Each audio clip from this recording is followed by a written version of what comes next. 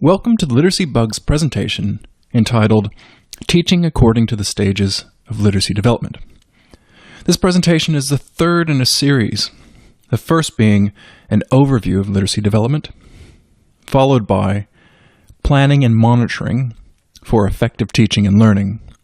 And here we are with teaching routines for those stages of literacy development.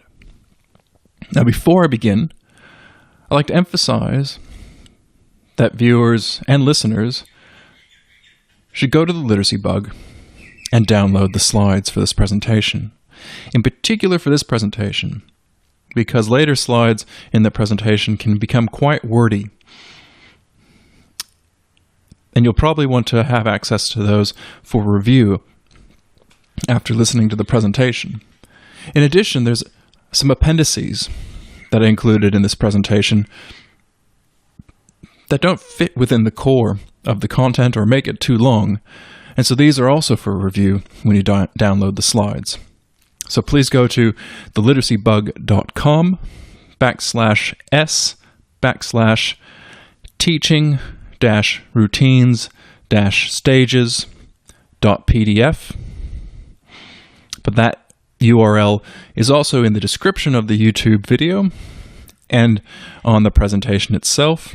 And if you've encountered this through the podcast, through the audio, it will be in the description for that episode as well. So without further ado, let's start off. Now, the objectives of this presentation are first, to emphasize the developmental nature of literacy, and therefore to emphasize how literacy instruction and learning changes across the lifespan, particularly as certain skills are consolidated and new skills and expectations arise.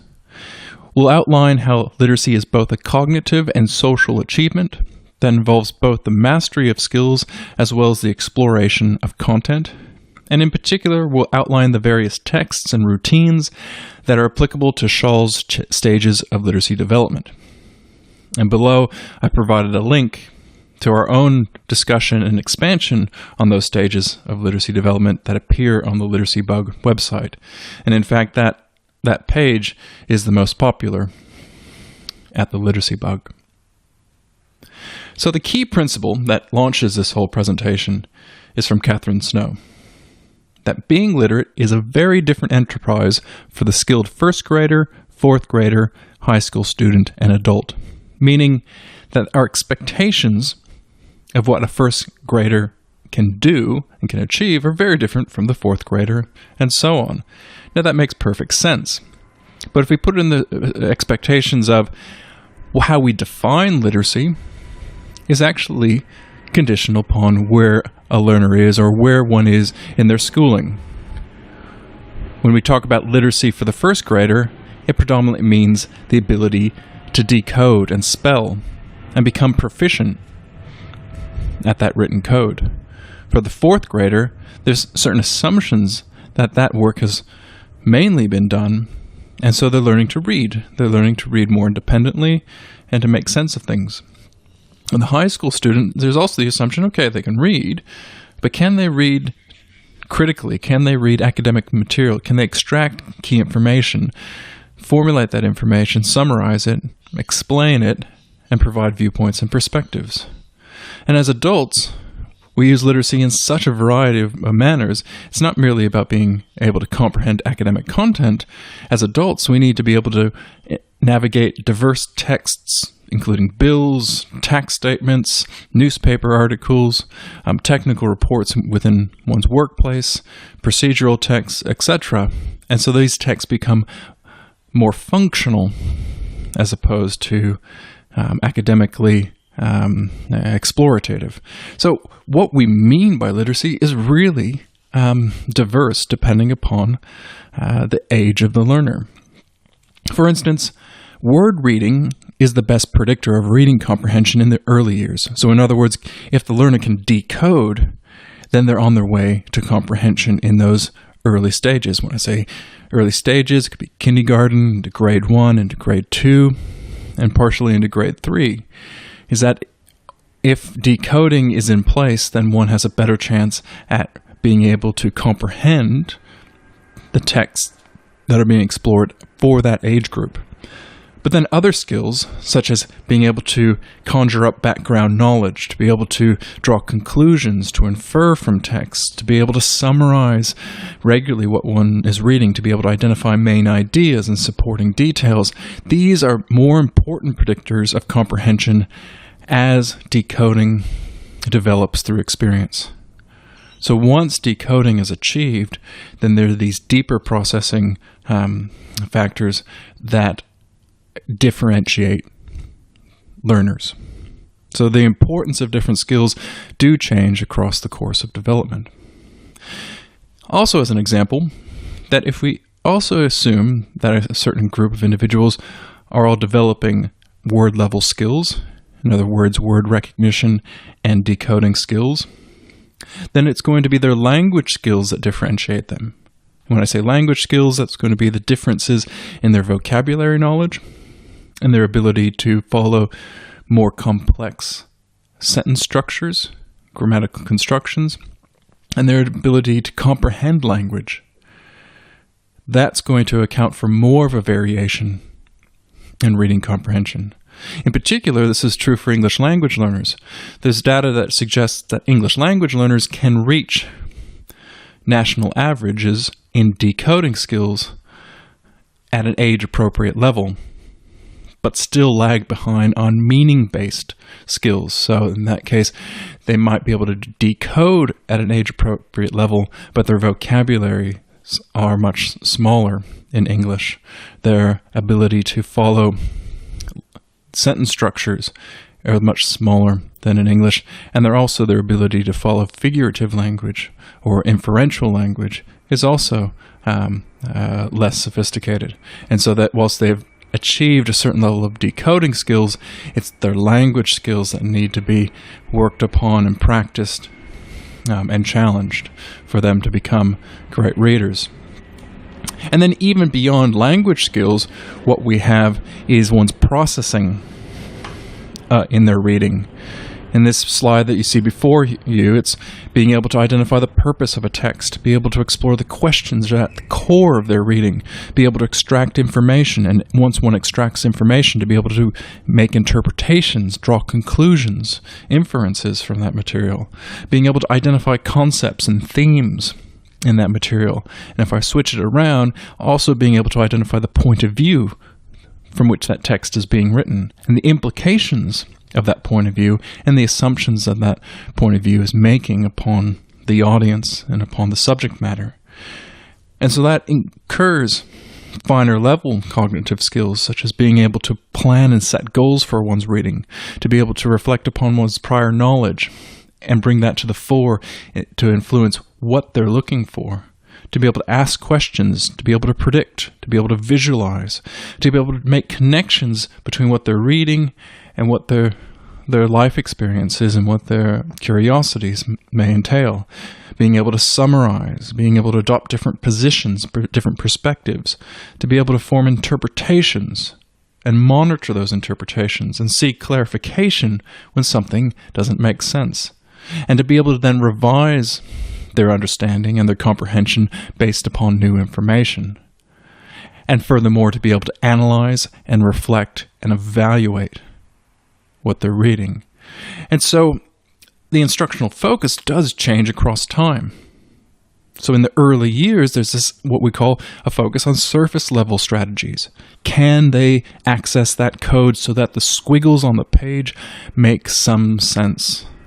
That it represents language that they know, and so that they can see language within print. And once that stage is made more robust, then there's higher expectations. There's the expectation that they can start to read with greater depth and greater higher order processing or deep processing, as implied. So over time, there's this shift of emphasis from this emphasis on decoding, or in the terms of writing, encoding, and then further being able to literally comprehend what one is reading, or compose or express, so make sense of or create sense.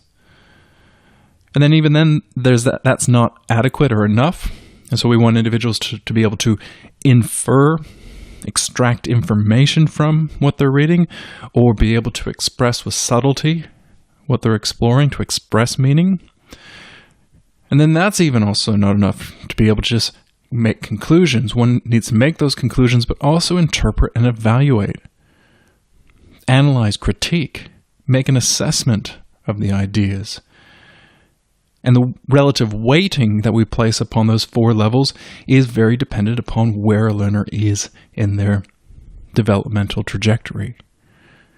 In fact, we may ask questions across all 4 levels at every stage of a learner's development, but the extent to which we want an individual to become independent will also be based upon where they are in that journey.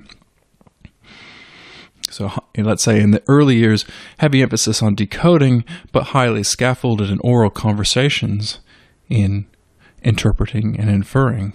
But we know that the instructional goals for independence lie at that lower level. And so therefore, literacy can be seen as dependent on instruction and in practice at every stage, with the corollary that quality is key. Quality of instruction and quality of practice. And this view emphasizes the developmental nature of literacy. So the children pass through successive stages of literacy, and in each of those stages, reading and writing tasks change qualitatively, and the role of the instructor changes qualitatively. For instance, let's say we're reading a story about the boy who cried wolf. The instructional focus will change depending upon the reader. If for one reader, the goal is to use that simple story as a practice for fluency, for decoding.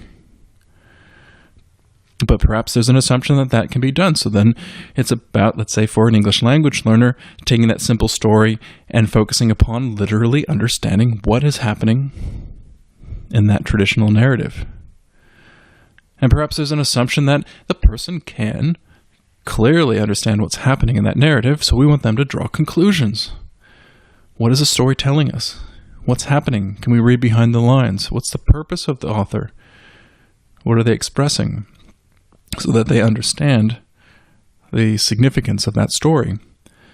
And then at a higher order level, maybe later high school, middle school, and into university, a critical angle. Let's look at this story of the boy who cried wolf. Where does it fit within our cultural values? What does it say about Western cultural values? And about child rearing, and about honesty, etc. And are we comfortable with those perspectives?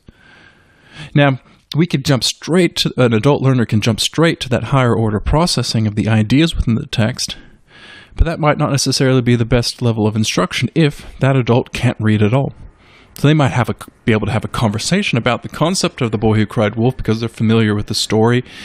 When they look down at the page, they might be able to see a picture or recognize the title and have a great conversation, but that masks what their true need might be, which is being able to read. And so that nature of how we treat a text will be dependent upon what is the instructional goal. And so in this case, learning is very much like a spiral and less like a funnel. So in the funnel model, we throw lots of rules and kids read lots of material, and we're expecting that they will just learn. In that spiral model, it's about regular practice, setting foundations, expanding, making that practice become more complex, whether it's reading, whether it's spelling, whether it's through writing. And through the gradual practice, they become practiced and they become skilled and become more sophisticated. And so experts agree that readers, no matter what their reading philosophy, that readers need to practice, practice, practice. So even with something like spelling, being able to become more and more sophisticated in understanding the rules of spelling, but also the irregularities, and developing a robust memory for words, as well as memory for patterns. So the teacher's role is to help the child by arranging tasks and activities in such a way that make each successive demand more accessible. Scoping and sequencing of learning so that robust foundations are laid, but then challenging futures are made possible. So, because it goes without saying that we take for granted that it was once quite challenging to read and write and hear the code. Once quite hard to shape letters with delicacy, quite hard to retrieve a word from memory and understand its spelling, to form a sentence, and to make sense of sentences, whether they were appearing in poetry or in a textbook, to be able to write in a manner that fit the occasion and the audience, and have the endurance to go through the writing process and the revision process to say exactly what one intended. And also quite difficult to allow oneself the time to read and interpret and learn through literacy. We take for granted that these things were at one stage difficult, but through practice they became what we'd call second nature. Because reading eventually does happen in the background. People do manage to be good at reading eventually without knowing how much or much of what is going on as they read. Most of what goes on in reading is subconscious for the fluent reader. We are aware of the results of having read something, that we've understood it, that we found it funny, that it conveyed a fact or an idea or a feeling. But the neural and mental operations that produce that outcome, they hide in the background. Because what we're focused upon is the outcome of reading. And developmentally, one thing that's quite special is that we can forget all the nuances of how we learn to read, because they could get in the way if we consciously were made aware of these every time we read. We need those to become automatic so that we can get straight to the text, straight to the ideas, and straight to thinking about or reacting to or enjoying what is being presented on the printed page. Now, that quote I just read is from an excellent new book called Language at the Speed of Sight, How We Read and Why So Many Can't, and What Can Be Done About It. It's an excellent book that looks at the cognitive and neurological structures behind learning to read. But that reading that happens in the background doesn't happen from the get-go. Becoming virtually automatic does not happen overnight, and it's not characteristic of either the novice birdwatcher or a young novice reader, as Marianne Wolfe suggests in her book Proust and the Squid, the Story and Science of the Reading Brain. So the circuits and pathways that are created through hundreds or thousands of exposures to letters and words, to seeing them in the environment, to seeing them on the page, to writing a birthday card with Grandma and Granddad, jointly writing a letter to Grandma and Granddad as well. More and more becoming familiar with what this thing called literacy looks like, feels like, sounds like. And then as one becomes practice in it, they become proficient. So the reading system, according to Adams, requires that we consolidate and coordinate quite a number of skills. We have a lexicon or a vocabulary right here. And those words are put into some sequence and order that we call sentences or syntax. And those words in some sort of order express a meaning. And in that triangle there, that doesn't have to be in print. That could be our oral language processing system that we also want to ensure is developed in print. But I have some words that put in an order that make sense to me, and they make sense to me in a context. Or if there's any ambiguity in their meaning, the context might resolve that. Or my background knowledge might also resolve it. So reading does rely upon language comprehension ability. Be able to develop their vocabulary, develop increasingly more sophisticated sentence structures, more contexts in which one communicates, and content or subject matter in which one talks about, reads about, writes about, etc. Now on the literacy side, we have these two additional plugins. We have our phonological processor, which allows us to hear a word and break it down into its component parts. Let's say spoon. The word spoon is made up of a s, p, u, n. So there's 4 sounds within that word. Now, if you looked at that word in a wave form, it wouldn't have parts to it, but the literate individual learns to be able to perceive individual sounds within oral language. And there's this feedback loop in the diagram because the ability to say it back to myself slowly, then quickly, in parts and as a whole, this verbal rehearsal allows me to hold in working memory my language, control my attention so that I can match it with letters or orthographic, in other words, spelling patterns that I've learned over time that are matched with sounds. I know that there's a statistical probability that if I hear the s in spoon, that it could be made by the letter S. Now there's a higher probability that the p in spoon will be made by the letter P.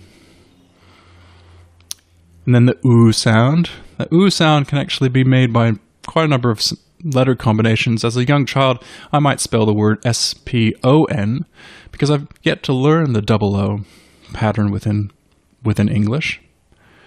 And then the n sound is also highly probable, almost even completely likely, that it will be spelled by the single N. And so I build up the statistical probability of reading and spelling based over time than through instruction, and I match that with how I perceive the musicality or the sounds within words in my language. And that allows me to recognize words in print, see that as meaningful within my vocabulary, within the context of sentences, within the context of a situation, whether that's a narrative situation or a practical situation, such as reading a recipe in the kitchen. And so it's the development of all of these systems in order to read texts, write texts functionally. That's quite important. So let's get started with the stages of literacy development. And I'll start with a book. Proust and the Squid by Marianne Wolfe is an excellent and easily accessible book for the general public that goes into strong detail about those stages of development from both an instructional point of view, but also from a cognitive neurological point of view. And these stages are actually quite consistent with Schall's stages of literacy development that it serves as a fairly seminal base of that has been, if anything, expanded upon over time rather than tested, because they're tested in the early stages of whether they're accurate stages of development, and they found that they're good guiding stages of development.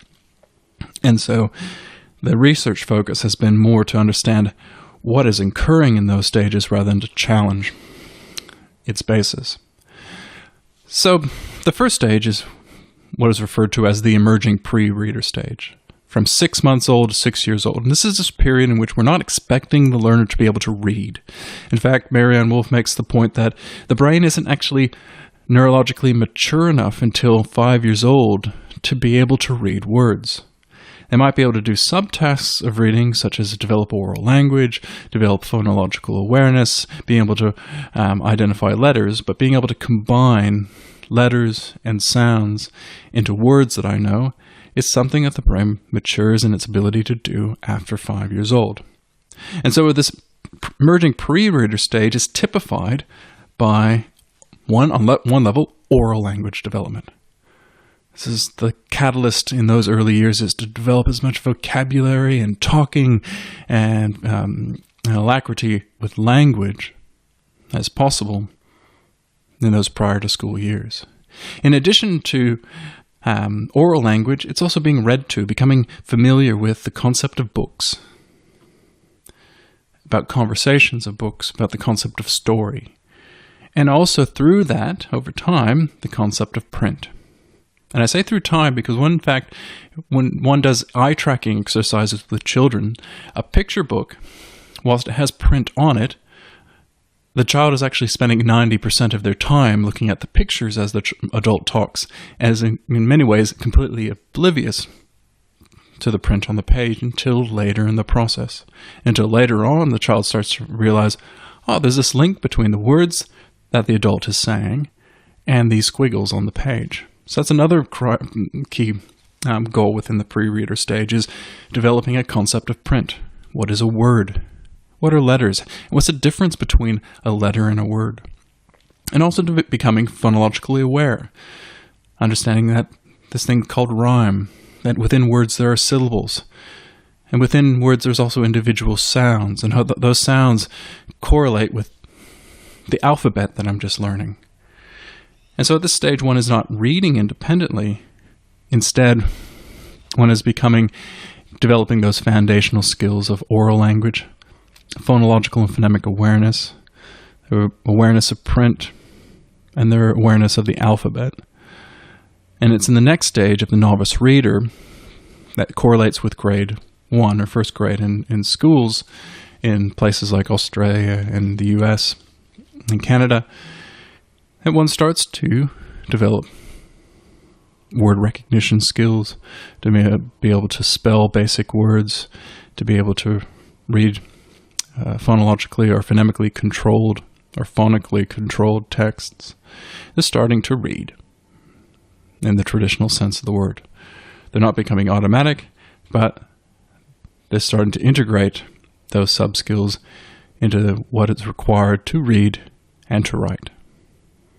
They can write perhaps basic stories using drawings or pictures as scaffolds, and those basic stories may be about very familiar events or things that they've done with family or with school, etc. And the stories that are reading are perhaps highly simplified texts that include language or include spelling patterns that they've been instructed in, that they know. And then in the next stage, the decoding reader stage, this is one of the critical stages in development because this happens across grades 2 and 3, and it's the juncture in which one is supposed to learn to read. Because after grade 3, when one enters grade 4, there's this assumption that one is reading to learn. And so in this stage, the child is reading simple, familiar stories and selections with increasing fluency. And this is done by consolidating their basic decoding elements, their sight vocabulary, their sentence control, and meaning in the reading of those familiar stories and selections. So there's direct instruction in advanced decoding skills as well as wide reading of familiar, interesting materials. And the child is being read at levels above their independent reading to challenge them with advanced language, concepts, and vocabulary. So Marianne Wolf writes that if you listen to the child in the decoding reading phase, you can hear the difference. Gone are the painful, if exciting, pronunciations from the novice reader stage, and in their place comes the sound of smoother, more confident readers on the verge of becoming fluent. So they're developing memory of sight words, of sight chunks, integrating both known words with being able to solve new words within the context of their reading. And the better they get, fluency becomes a matter of being able to become adept at allowing for more time for comprehension. And so after grade 3 into grade 4 up into 15 years old, which is grade 9 and 10, we call this the fluent comprehending reading stage.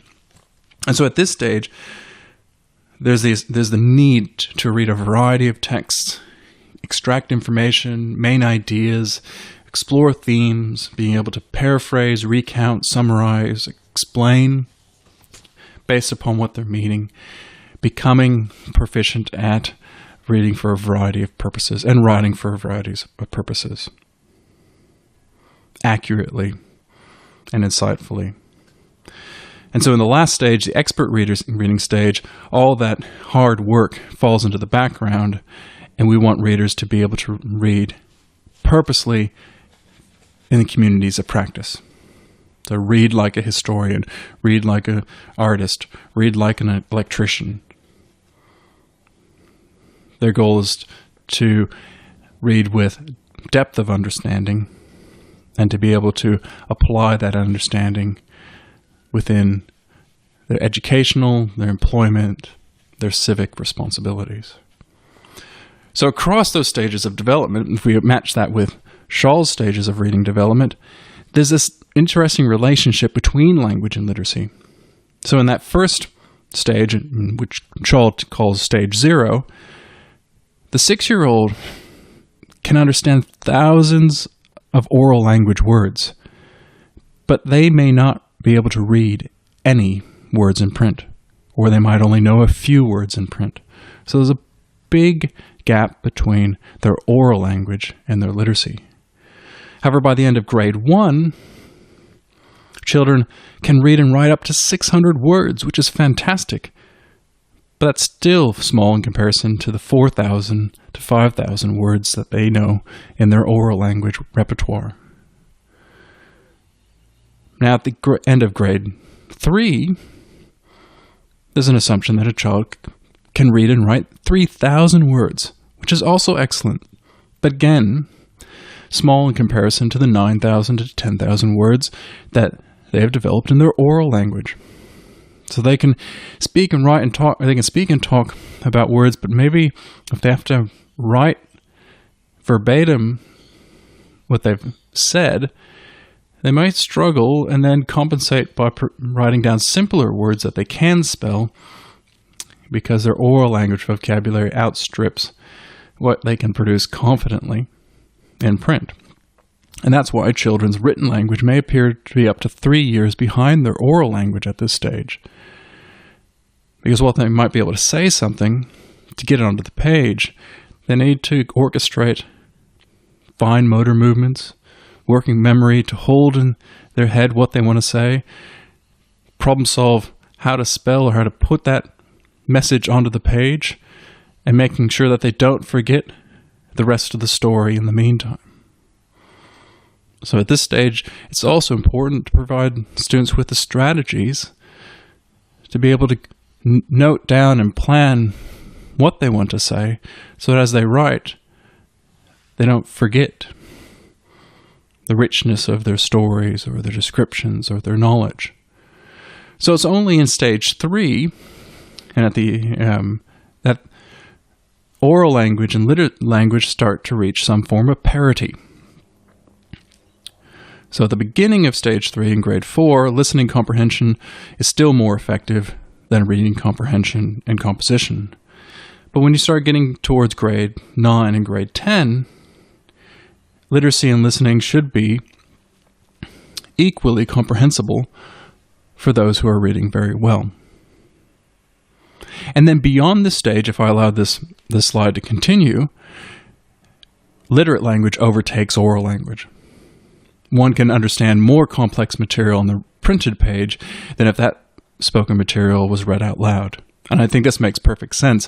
One can understand dense academic material when they have the time to reread and read and go through it on the printed page. But if that same lecture was given in a lecture hall, if one starts to lose the train of thought of that lecture, then they tend to lose the train of thought of the whole message. They can't go back and replay it like they can in the printed book.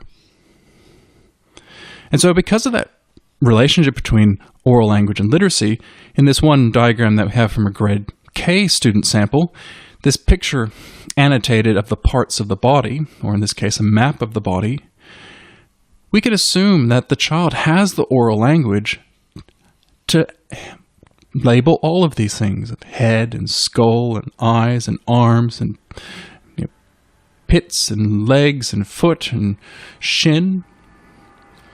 But obviously their spelling skills need much development to be able to catch up with their oral language knowledge, which becomes a bit more reliable in grade 2 and beyond. So In academic terms, we refer to things called constrained skills and unconstrained skills. So constrained skills are those skills that there's an urgency to develop by the end of grade 3. Unconstrained skills are skills that we develop across the lifespan. So constrained skills include things like being able to write one's name, to be able to name letters, to shape letters, to understand the concept of a word orally, later on the concept of a word in print, develop their phonological awareness and the phonemic awareness, understanding of letter and sound knowledge, and being able to identify words from beginning consonants, being able to fully segment words, blend words, spell words, recognize words, become flexible with grammar or sentence structure, and develop strong oral reading fluency skills with accuracy, a good rate, and expressiveness, or also known as prosody. And there's a hope that by the end of grade 3 and into grade 4, one has become perfectly adept at all of these constrained skills. And so greater amount of focus can be spent on vocabulary and writing and compositional skills, reading of increasing depth, developing knowledge of various sorts, developing critical thinking skills, problem-solving skills, and developing interests, identities, motivation, etc. And so a teacher needs to foster literacy that requires one to become adept in these core constrained skills of literacy to the point of mastery so that fluency is attained and higher order thinking can be facilitated, whilst also still providing rich opportunities for students to gain and express meaning in multiple knowledge domains and modes or forms, whether it's speaking or listening or reading or writing or viewing or representing, such as drawing or visual representation. So it's that balance of developing the core constrained skills with great opportunities to communicate and to learn. At the same time, in the early stages, and then once constrained skills are developed to a robust stage, then after that stage, the whole emphasis turns to opportunities to gain and express meaning through visual literacy, through oracy, and through print literacy as well. And so this diagram, this ladder, is one of those slides that I said is better read in print than in this presentation. The ladder allows me to present visually that release of control of basic skills across the stages, whilst at every stage is a focus upon what we call unconstrained skills.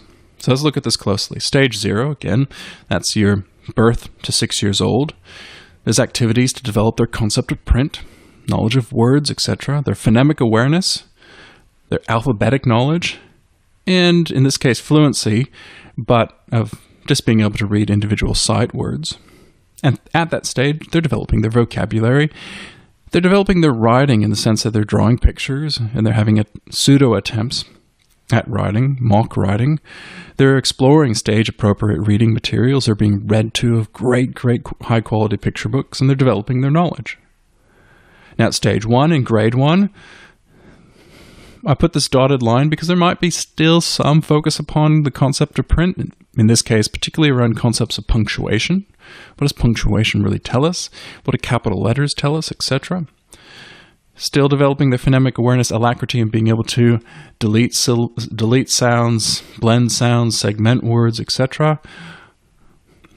Large emphasis upon the alphabetic principle and beginning to read connected texts. Basic texts with full sentences that are formed by phonically regular words as well as high-frequency sight words.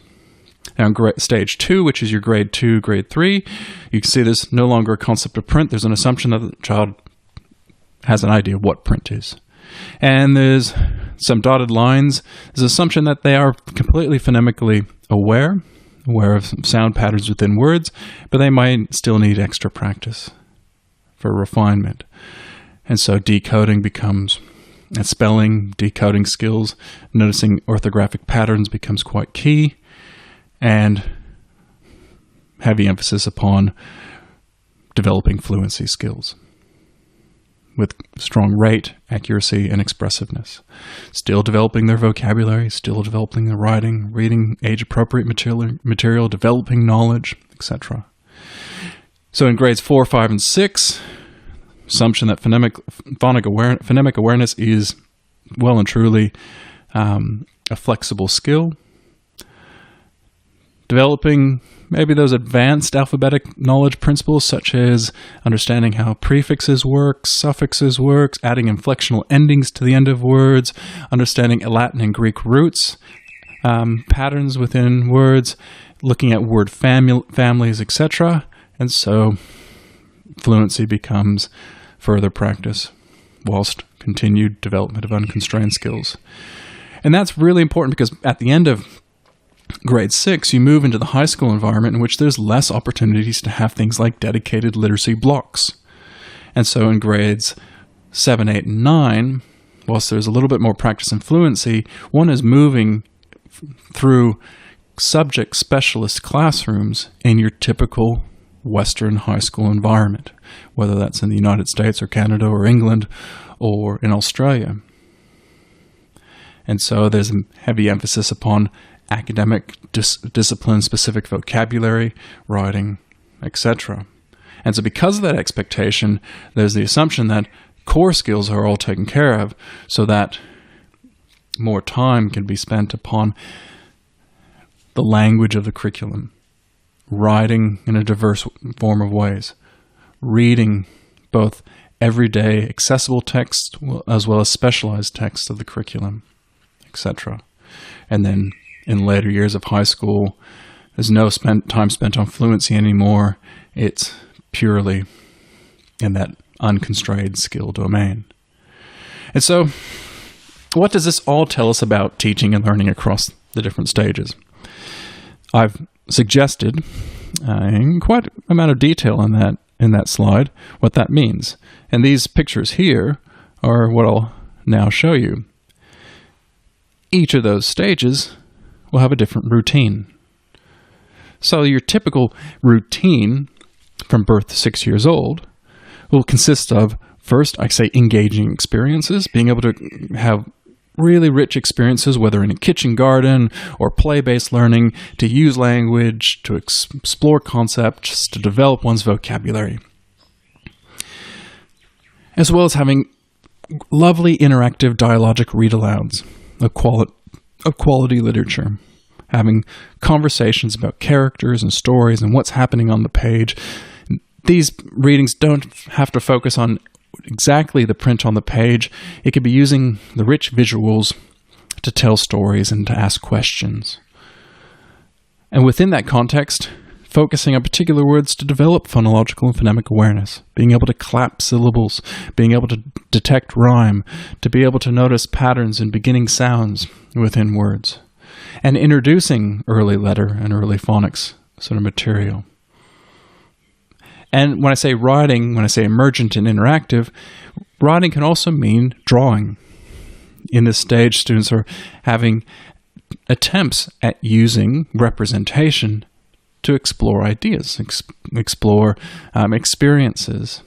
And with the support, and this is what I mean by interactive, with the support of the adults, being able to dictate and scribe and use one's developing knowledge of print to collectively, jointly, create captions for pictures of drawings. And so the learner develops this link between experience, squiggles on the page, and an oral language description. And so that vocabulary development, great read-alouds, phonological awareness, exploration of the alphabet principle, and opportunities to record ideas in images and words is an important feature. Even when I go back to that writing, creating a family recipe book. Even if the child is spending most of their time looking at the pictures of the recipes or of the meals, they start to value the concept of how books are organized and how we go about using print to capture what we do on a daily basis. Now, in stage 1, which is grades 6 to 7, you still have your engaging experiences, you still have your vocabulary, still having interactive read-alouds, dialogic reading alouds, so reading to children and with children, phonological awareness, early phonics, and now introducing the new practice in initial reading and decoding of simple, controlled texts.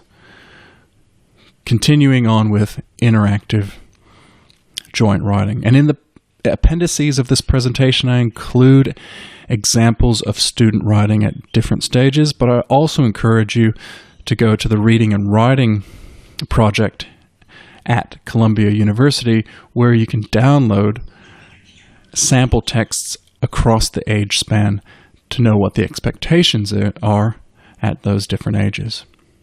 And I shouldn't forget the middle slide here. It's factual knowledge, developing conceptual knowledge. They're developing knowledge at the same time, knowledge about the world, knowledge about language, etc. Now, grades 2 and 3, if there's any slight change, rather than just focusing on engaging experiences, adding this thing called comprehension canopy, which means exploring topics, but also big questions. What is the environment? Why should we protect the environment? So treating children as little scientists or little explorers, choosing vocabulary and books that are thematically or topically linked. So reading is purposeful. So comprehension canopy, vocabulary development, lots of reading practice, including shared and guided reading practice. And what you notice here is I've switched the priority. Before, the interactive reading louds were the core element. Well, now it's students reading on their own or reading with students is of greater importance, but it doesn't eliminate the need to read complex texts that might be outside of the student's independent reading ability to explore advanced language. And for those who still need focus on phonological awareness, some remedial practice, as well as really structured phonics and orthographic development, and writing moving towards conventional forms and students being able to write on their own. You might remember from the previous 2 presentations that I focused upon simple language on what teachers or tutors should do, and use phrases like tutors should read to learners, read with learners, and help learners read on their own, write for learners, write with learners, and help learners write on their own. And you can see that theme coming through in these cycles. He's reading to learners, reading with learners, and in later stages going to be helping learners write on their or read on their own. Same with writing. Writing for learners, writing for and with learners, and moving towards writing with and helping learners write on their own. And that's what we call up here that gradual release of responsibility.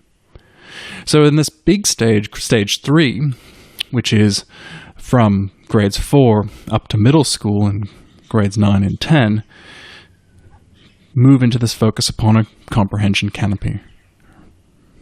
Reading, but we're reading about topics to explore questions. Developing vocabulary and concepts.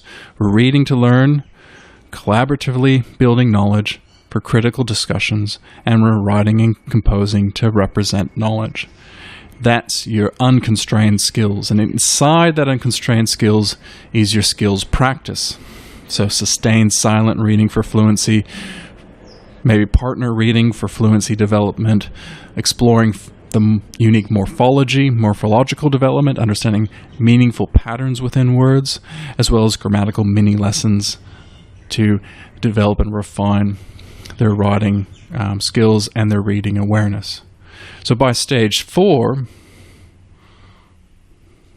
it's all disciplinary in nature. The comprehension canopy is the questions that we ask as scientists, questions we ask as historians, questions we ask as electricians, etc. Developing conceptual knowledge. We're discussing issues, we're exploring problems, we're examining an issue, we're reading to research and synthesize on that issue, and we're writing to provide our critical findings and writing to represent that knowledge. So across that spectrum, what literacy is is really age dependent. And so I'll leave to you what these following slides will show. I've done a slide on each of those stages, which talks about what is the instructional focus of that stage, what are key characteristics of that stage, topics that are worth exploring, what is vocabulary of each of those stages, and what would be text that students would be writing or co-drafting with adults at that stage, as well as little pictures of what would be suitable texts, as well as what would be suitable pieces of writing. Again, I've included samples of writing in the appendices, but I also encourage you to go to the Reading and Writing Project at Columbia University to access more. So next, stage 1, like grade 1. Again, what would a literacy block look like? What are characteristics? What are topics? What are aspects of vocabulary to be aware of? Writing and sample texts, etc. Grades 2 and 3. This one has a typical literacy block, followed by what would be a block for students who needed that Tier 2 or Tier 3 additional assistance, how frequently, for how long, and what that lesson cycle would include, as well as characteristics and so on. So I'm not reading those in detail because you'll see later in this you can download these slides, but you also see later in the presentation that there's also on the slides notes that crystallize what are the features of those stages. Stage 3A, so I divide stage 3 into its 2 parts, grades 4 to 6. Again, what would a literacy block in that later primary classroom look like, etc. And then in middle school, what would lessons and activities look like? And then later high school. And then I also include a slide here about adult learners. Now the key difference between adult learners is adults can be coming to literacy at all of those stages. So rather than start with an assumption, the first stage is to identify a learner's needs, understand the language and literacy demands that that adult is facing, set goals, build skills, foster functional literacy, explore topics of social, political, and personal interest, so making that literacy relevant, and set further goals. So it's really student-centered to either catch them up if they're an adult with limited literacy, or to prepare them to meet the demands of the workplace, as well as the social context in which they are going to exist. And so that's where we include this slide here, is that on a social level, reading is more than just a cognitive activity. In a social cultural context, that reader is exploring text within some social activity, whether it's paying tax, whether it's paying bills, whether it's maintaining social relationships. In that brainstorming what the content for the adult learner should be, one should look at what is the social cultural context of my learner, and how do I create lesson activities that build skills whilst at the same time helping them meet their communication demands that might be unique to their circumstances. So from a bird's eye view, that literacy puzzle is pretty much simplified to across the lifespan. Children are learning their letters, they're forming words out of those letters, and those words are familiar because they're based on their oral language. They're creating sentences and phrases with those words. They're combining those sentences into texts, and those texts can be poems and reports and descriptions and recipes and signs, and they're augmenting those texts with things such as visual elements like graphs and tables and illustrations. They're learning to all the elements of literacy engagement. And even at the bottom of that, as I said, with phonological and phonemic awareness, they're understanding that there's sounds within the words that they know, and those are consistent with letters in that language. And so when I put those letters together, they can form words that represent things that I know. And I can paint pictures with those words by combining those words into sentences that can relay a scenario to the audience. And if I combine enough of those sentences into a text, I can create a full picture, in fact, a moving picture of my experience. And to help me along that path, there's certain known genres with known conventions that serve particular social functions and intellectual and cognitive functions as well. So again, I'll leave you, the reader, to investigate those even further. The following slides try to create a map of the contingencies of skills that one develops across each of those stages. So in this case, in stages 0 to 1, children are learning their alphabetic principle, but also their generic language skills. So they're developing concept of print, learning the alphabet, learning letter sound correspondence, and that enables them to be able to identify words by beginning letter. At the same time, they're attending to language. They're developing their phonological awareness and their phonemic awareness. But in addition to attending to language, they're learning words, they're using words, they're functioning with words, and they're engaging with texts around books, exposure to books, etc. So in some ways, these diagrams try to follow the path of skills that are contingent on one another in the development of literacy across the stages. So if I jump to stages 3B and 4, which is your high school stages, gone are those alphabetic principles, and we're looking at general skills and being able to make deep meaning. So students are still continuing to explore word knowledge, so looking at how words are derived, being able to proofread what they write, and being able to solve words within context, being able to shift between different forms of a word, divine becomes divinity, and developing their technical and academic vocabulary. Whilst at the same time they're learning new concepts, they're developing sentences, developing the ability to communicate, to act on information, etc., for the goals of critical reading and viewing, or critical and strategic writing and composing, as opposed to the goals of fluency, early reading, and early writing. And that's carried forward here. Look at the simple view of literacy is that with vocabulary development, one needs to develop language to be literate, but also code-based skills. So what are the components of language development? Phonology and morphology and vocabulary and grammar and pragmatics. Now the four above feed into what we call lower order language skills.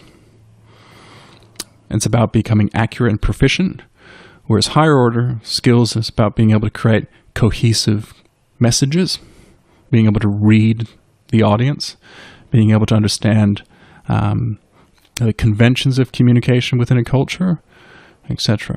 But I won't go into those in too much detail because those are for your further exploration upon downloading the slides for further review. And so after stage 2, there's also a sequence for stages 3 to 4 about what are the sub-skills or necessary skills to consolidate and master in each of those domains.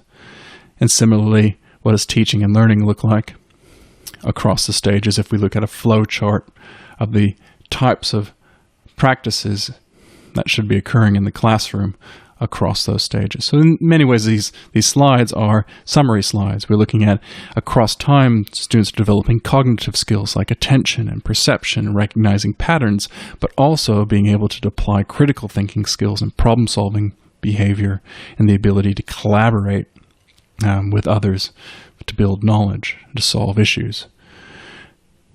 Developing their alphabetic knowledge, the phonological and phonemic awareness, their vocabulary, they're learning those words, they're using words, they're functioning with language, they're developing knowledge, they're developing interests and motivation, and they're navigating through different environments with different resources and relationships.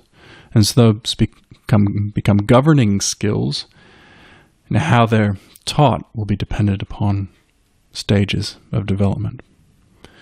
So at all stages, we as teachers need to help learners build skills and confidence, read and write, speak and listen, view and represent, to become practiced, to develop good learning practices, develop good reading practices, become word curious, and developing the practices to enhance their own vocabulary, and to expand, organize, and apply and evaluate knowledge of the world, knowledge of themselves, knowledge of their social context. So if I revisit the objectives, we wanted to emphasize the developmental nature of literacy, to emphasize how literacy instruction and learning changes across the lifespan, particularly as certain skills are consolidated and new skills and expectations arise, to outline literacy as both a cognitive and social achievement that involves the mastery of skills and exploration of content, and to outline the various texts and routines that are applicable to Charles' stages of literacy development. And again, if you want to explore Charles' literacy stages in more detail, there's a page on the website called Stages of Literacy Development that you can visit. So, through gradual practice, success builds on success, because as students gain confidence, they're willing to work harder and can more readily learn. And in some parting words, every child scrawling his first letters on his slate and attempting to read for the first time, in doing so enters an artificial and most complicated world. Lovely words from Hermann Hesse. Now, to be sure, decoding readers are skittish and young and just beginning to learn how to use their expanding knowledge of language and their growing powers of influence to figure out language in texts. And this is important because through literacy, children are able to construct meaning, to imagine and speculate, to share ideas, to test ideas, and to articulate questions, and thereby have an active role in their own development. So we as teachers, we need to provide learners with the means and methods to be able to organize their own learning, to shape their learning habits, and to shape their proficiencies. Because what's important is that we are the species that reads and records and goes beyond what went before. And we direct our attention to what is important to preserve. We write things because we think it's important to preserve it. And not only write it, but we take pictures. We tell stories, we create films, and we review these films because we know that it's important to preserve those ideas. So that not only developing literacy skills, but the value upon literacy is quite important. And the ultimate aim of literacy teaching and learning. So as I said, the slides are available for download from the Literacy Bug. So I encourage you to visit Literacy Bug. You can search for Teaching According to the Stages of Development if it's not easily locatable. If you're seeing this on YouTube, the link to the slides are in the description below. Please follow us or visit literacybug.com. Write us an email if you have a question. Subscribe to our YouTube channel if you're so inclined, but also follow us on Twitter. We do explore and share resources on a regular basis. And usually that's where I'd end the presentation. But here I'll add one more thing. There are some appendices, specifically for those who access the slide. There's some further diagrams. There's reading samples by the different stages of development. There's writing samples for the different stages of development. There's, I should respell this, summary notes that go in hand with the diagrams for each of those stages of development or teaching routines, as well as some additional diagrams. So if I scroll through those quickly, so diagrams that you might have seen in previous presentations, but more importantly, reading samples that are indicative of different stages of development, as well as a couple of writing samples are indicative as well, and notes on each of the stages of development, as well as some further diagrams that may or may not make sense on their own. So thank you for listening. Develop those stages. Visit us on the website. Write us an email. And stay connected.